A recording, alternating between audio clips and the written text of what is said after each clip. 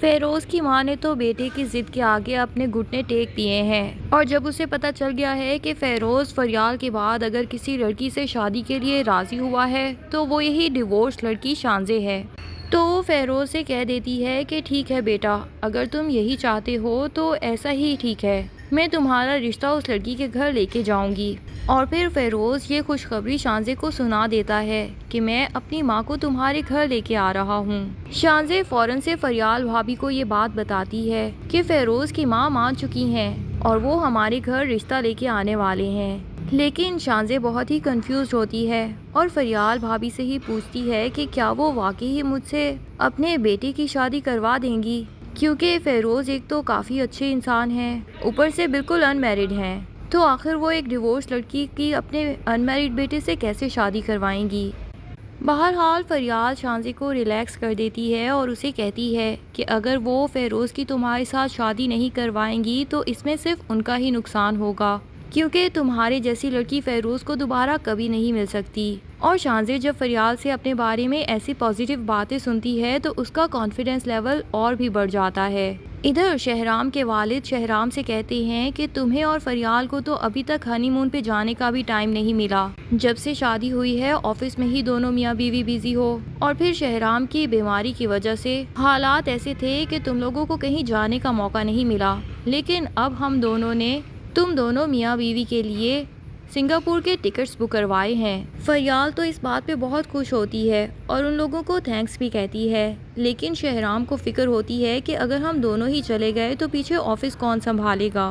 पर फरियाल बता देती है कि अगर हम दोनों चले भी गए तो शांजे ऑफिस संभाल लेगी। शहराम कहता है कि वो किस तरह ऑफिस के काम कर सकती है, आखिर उसकी अपनी जॉब भी चल रही है। तो शांजे ये नहीं बताती कि उसे जॉब से निकाल दिया गया है, बल्कि यही कहती है कि शांजे ने खुद ही कल ऑफिस से रिज़ाइन कर दिया है, क्योंकि उसका बॉस जो था वो बहुत ही अजीब सा इंसान था, इसलिए शांजे को वहाँ पे माहौल अच्छा नहीं लग रहा था, तो वो रिज़ाइन करके आ गई। शहराम और बाकी सब घर वाले भी इस बात पे तो खुश होते हैं कि फिर तो शांजे ने अच्छा डिसीजन लिया।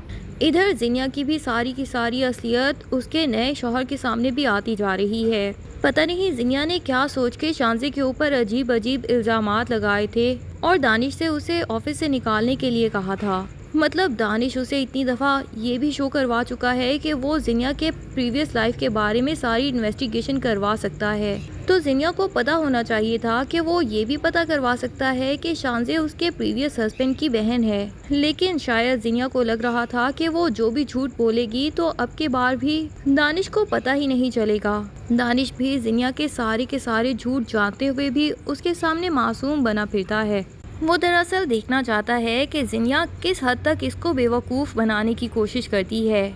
अभी तो दानिश ने यास्मीन की भी सारी की सारी बातें सुन ली हैं, जो कि वो जिनिया को बता रही थी कि मैं अब फरियाल और शहराम भाई के बीच में कोई भी शैतानियाँ नहीं लगाऊंगी, क्योंकि फरियाल भाभी बहुत अच्छी औरत हैं और मुझे बिल्कुल भी आपके पैसे नहीं चाहिए। मैंने आपके सारे पैसे साइड पे रख दिए हैं, आप जब भी आके मुझसे वापस ले जाना और मुझसे दोबारा कांटेक्ट मत करना। यास्मीन तो ये कह के जिनिया का नंबर भी ब्लॉक कर देती है, लेकिन यहाँ जिनिया को अभी तक नहीं पता कि यास्मीन ये सारी की सारी बातें उसके फ़ोन पे किसी से कह चुकी है और दानिश ये सब कुछ सुन चुके हैं अपने कानों से। और जिनिया उसी तरह दानिश के सामने इनोसेंट बन के और मोहब्बत जतला के दिखा रही है, जैसे वो तो अपने प्रीवियस लाइफ को बिल्कुल भूल चुकी है और अब दानिश के साथ ही बिल्कुल सिंसियर है। दानिश की मोहब्बत अपनी जगह जिनिया के लिए, लेकिन उसकी ये असलियत देख देख के आहिस्ता आहिस्ता जिनिया उसके दिलो दिमाग से उतरती जा रही है। और जिस दिन भी उसके दिल से जिनिया बिल्कुल उतर गई, उसी दिन वो जिनिया को अपनी ज़िंदगी से निकाल बाहर फेंकेगा। अभी जिनिया जो अपने नए शो के प्रमोशन के लिए जाती है तो वहाँ पे बाय चांस शहराम भी अपनी बीवी फरियाल के साथ आया होता है। जिनिया तो शो पे जाने से पहले शहराम को अपनी फ़ोटो भी भेजती है। उसे लगता है कि शायद शहराम अभी तक इससे मोहब्बत करता होगा और ये फ़ोटो फरियाल भी देख लेती है। और जिनिया के शहराम के मोबाइल पे मैसेजेस देख के फरियाल को थोड़ा धचका तो लगता है कि जिनिया अभी तक शहराम से कांटेक्ट में है। बहरहाल वो फिर भी शहराम के ऊपर ट्रस्ट कर लेती है और जब वो वॉशरूम में जाती है तो वो अपने कानों से शहराम को जिनिया से बात करते हुए भी सुन लेती है। शहराम जो कि जिनिया को बुरी तरह डांट रहा होता है कि तुम्हें मेरे नंबर पे दोबारा कभी भी कांटेक्ट करने की ज़रूरत नहीं, मैं फरियाल से बहुत मोहब्बत करता हूँ और मैं उसे बिल्कुल किसी धोखे में रखना नहीं चाहता, और तुम मेरी ज़िंदगी से बिल्कुल निकल चुकी हो। मेरी ज़िंदगी में तुम्हारी थोड़ी सी भी अब गुंजाइश नहीं। दोबारा मेरे नंबर पे बिल्कुल कांटेक्ट मत करना। जिनिया को तो शहराम का ये सर्द लेचा ही बहुत ज़्यादा बुरा लगता है, लेकिन फिर भी इस टूटे दिल के साथ जब वो शो के प्रमोशन पे जाती है तो वहाँ पे शहराम और फरियाल को एक साथ खुश खुश देख भी लेती है और जाके फरियाल को गुस्से में धक्का मारती है।